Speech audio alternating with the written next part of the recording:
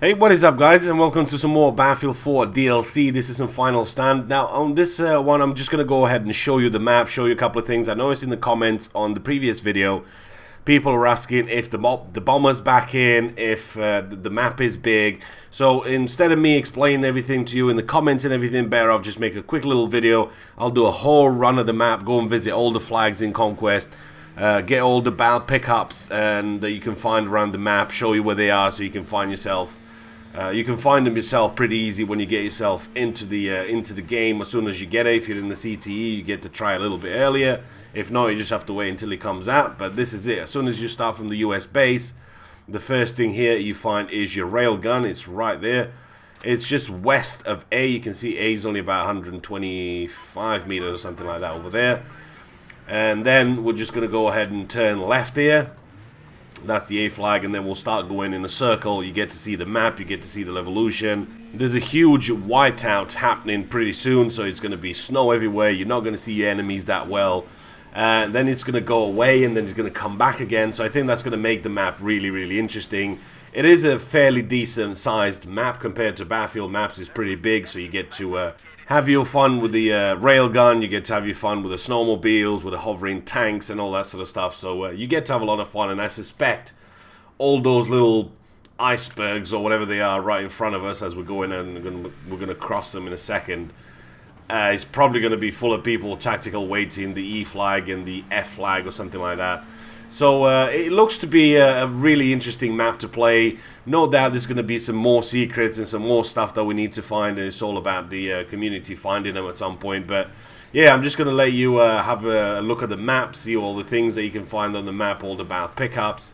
There is a second railgun that spawns towards the Russian base, but I've not managed to find it just yet. So I know there's been some chatter in there saying it's somewhere between C and D, but I could be wrong, and I'm not 100% sure on that. So I can't verify that 100% what it is, because I've not picked it up myself, because every time somebody spawns in on the other base, the first thing you'd go for is for the railgun. So being that it's really close to your base, I mean, you've seen the US one, that's really close to your base. As soon as everybody's found out the exact location of the railguns, the Rorsch X1, then everybody's going to be fighting for that, because you guaranteed a few kills with those. So enjoy the map. Let me know what you think, what your thoughts are about this DLC. I notice a lot of you guys are saying, ooh, floating this, floating that. Titanfall. Well, not actually. 2142 came out years and years before Titanfall, and a lot of other games that are doing what they're doing now. And I know a lot of you saying, oh, Mag Rider. Wow, just play PlanetSide 2. Well, PlanetSide 2, no, PlanetSide 1 didn't exist when 2142 existed. So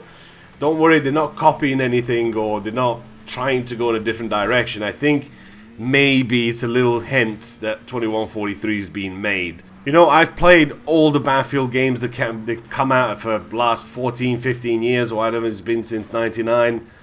And it's not always been Battlefield game after Battlefield game. You know, Battlefield franchise does take out a break in between, and they bring out Bad Company 1, Bad Company 2. They brought out 2142. They brought out a lot of different Battlefield games rather than just the Battlefield that we know, Battlefield 2, Battlefield 3, and Battlefield 4.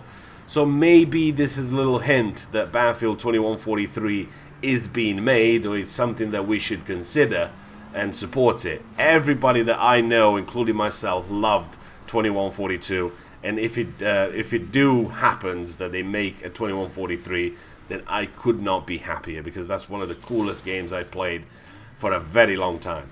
As for vehicles, each base starts off with a LAV or a BTR. You start off with a couple of those transport vehicles, the MRAP or whatever they're called.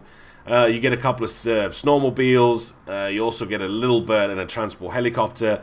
The tank actually spawns on the B flag. It spawns inside that research facility, which you'll see in a second. And that's pretty much it for the vehicles on this map.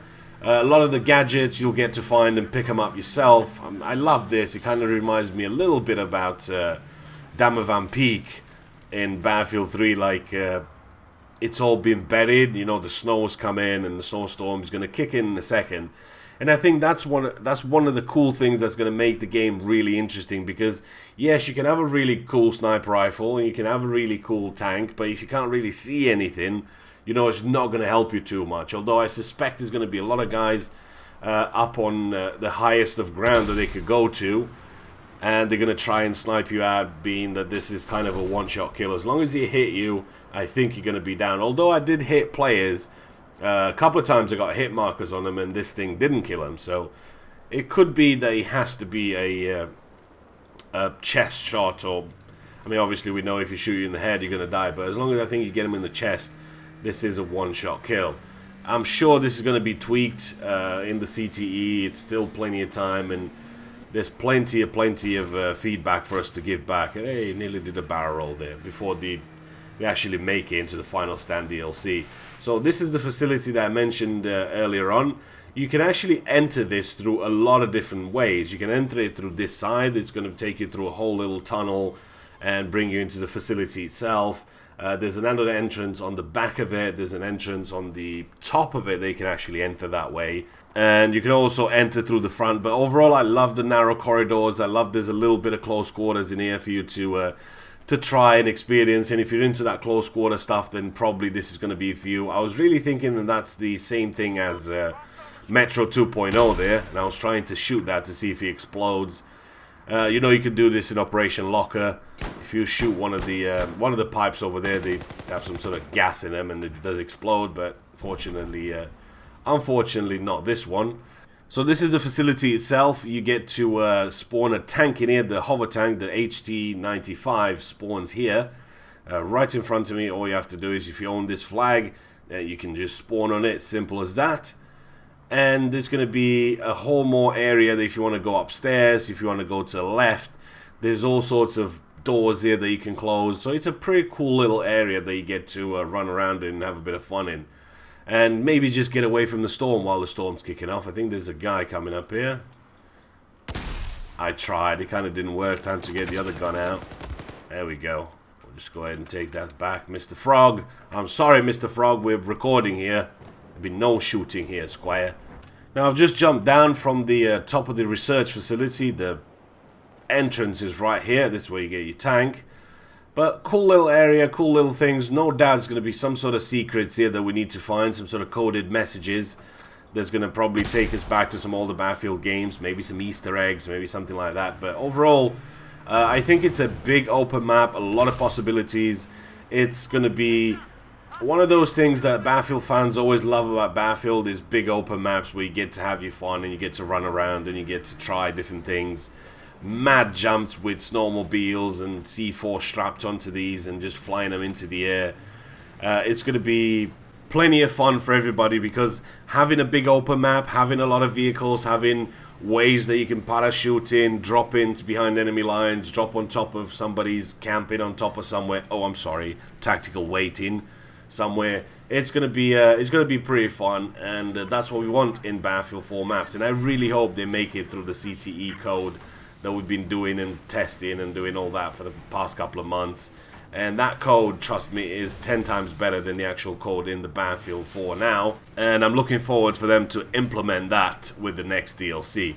So this is it. We're back where we picked up the railgun. I'm going to go ahead and use it on a Squire before we go. But that's pretty much it for the map. That covers most of the important things that you need to know. The other thing that I need to find out is where that second railgun is, but as soon as I find out, I'll pass that information on to you guys. Before I go, I gotta use this railgun one more time. If I've got it, I might as well just make use of it, right? Hope you guys have enjoyed it. I'll see you in the next one. Out. I spotted an enemy vehicle. Enemy vehicle spotted.